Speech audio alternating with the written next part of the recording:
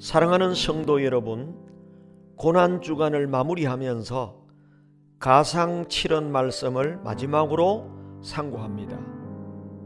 오늘은 7번째 말씀을 상고하겠습니다. 오늘 성경 말씀은 누가복음 23장 46절입니다.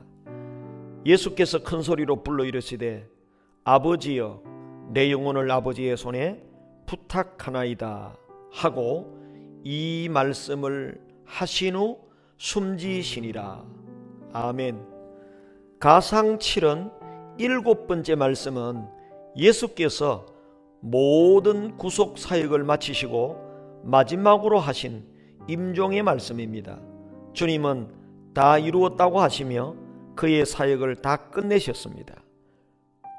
그리고 이 위대한 승리자는 그의 아버지 하나님께로 돌아가실 때가 되었습니다. 그때 오늘 이 말씀을 하신 것입니다. 아버지여 내 영혼을 아버지의 손에 부탁하나이다. 주님은 성경 말씀에 흠뻑 젖어 사셨습니다. 아버지여 내 영혼을 아버지의 손에 부탁하나이다는 말씀은 시편 31편 5절에서 따온 말씀입니다. 주님은 성경 말씀에 흠뻑 젖어 계셨던 분입니다. 그래서 광야에서 마귀의 첫 시험을 받을 때부터 십자가상에서 죽음과의 마지막 싸움을 싸울 때까지 무기는 말씀이었습니다. 기록되었으되 였습니다. 예수님은 성경 말씀으로 꽉 차 있는 분으로 언제 어느 상황에서도 적재적소에 성경 말씀이 홀로 나왔습니다. 시편 31편 5절은 내가 나의 영을 주의 손에 부탁하나이다. 진리의 하나님 여호와여 나를 구속하셨나이다. 주님은 다윗의 이 고백을 주님의 상황에 맞게 바꾸셨습니다. 아버지여라는 말은 추가되었고 진리의 하나님 여호와여 나를 구속하셨나이다는 빼셨습니다. 왜냐하면 주님은 구속받을 분이 아니고 구속자이기 때문이었습니다. 주님은 시편 31편 5절을 주님 자신에게 맞게 고쳐서 사용하셨습니다. 우리의 설교와 기도와 삶 가운데 성경을 적용하는 것이 중요하고 또 능력이 있습니다. 세계적인 부흥사 빌리 그레함 목사님의 별명이 하나님의 따발총이었다고 합니다. 왜냐하면 설교 중에 암송된 말씀이 많이 튀어나오기 때문이었다는 것입니다. 빌리 그레함 목사님은 바이블 세이라는 말을 많이 하셨습니다. 우리의 삶이 하나님의 말씀에 젖어 있어야 능력 있는 주님의 자녀가 될 수가 있습니다. 가상 7은 중 아버지여 내 영혼을 아버지의 손에 부탁하나이다. 이 7번째 말씀 속에 어떤 교리와 교훈이 들어있습니까? 첫째는 하나님은 예수 그리스도의 아버지이시고 또 우리의 아버지시라는 것입니다. 하나님은 예수 그리스도의 아버지이십니다.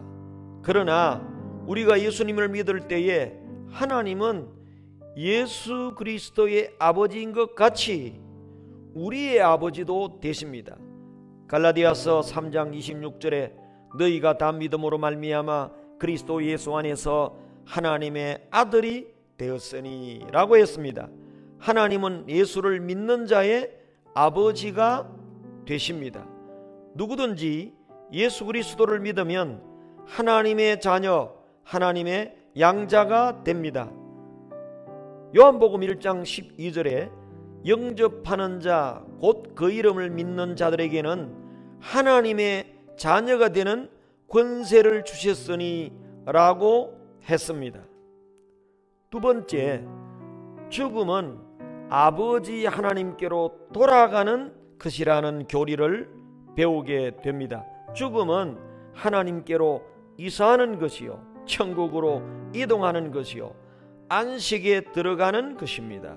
그러므로 성도에게 있어서 죽는 것은 두려운 일이 아니요 본향으로 돌아가는 안식인 것입니다. 예수 그리스도께서 이제 모든 사명을 다 끝내시고 아버지의 품으로 본향으로 돌아가시게 되었습니다. 마치 어린아이가 피곤하여 잠들고 싶을 때 어머니의 품으로 달려오는 것처럼 예수 그리스도께서 잠드시기 전에 아버지여 하고 부르고 계십니다. 성도에게 있어서 죽음은 하나님 아버지의 품으로 가는 것이므로 두려운 사건이 아닙니다. 고향의 아버지 집으로 가는 안식에 들어가는 축복인 것입니다. 세 번째 교훈은 하나님이 우리 아버지시라면 우리가 죽을 때에 하나님께서 우리를 영접해 주실 것입니다. 우리도 아버지여 내 영혼을 받으소서 기도해야 합니다. 스데반은 돌에 맞아 죽으면서도 주 예수여 내 영혼을 받으시옵소서.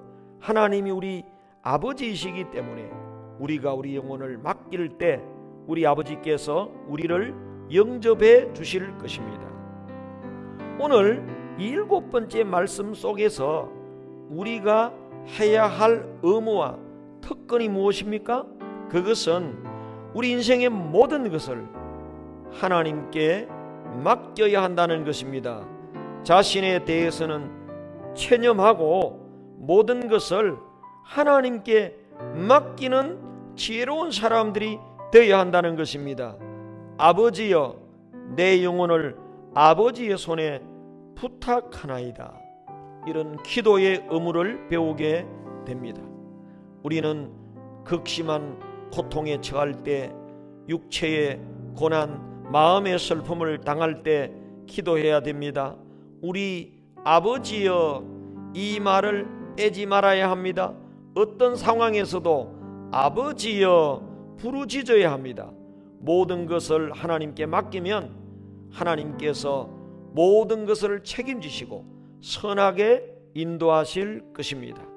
우리가 위험이나 고통을 만날 때 하나님을 의지하고 하나님께 다 맡기면 하나님께서 평안과 안식을 주실 것입니다.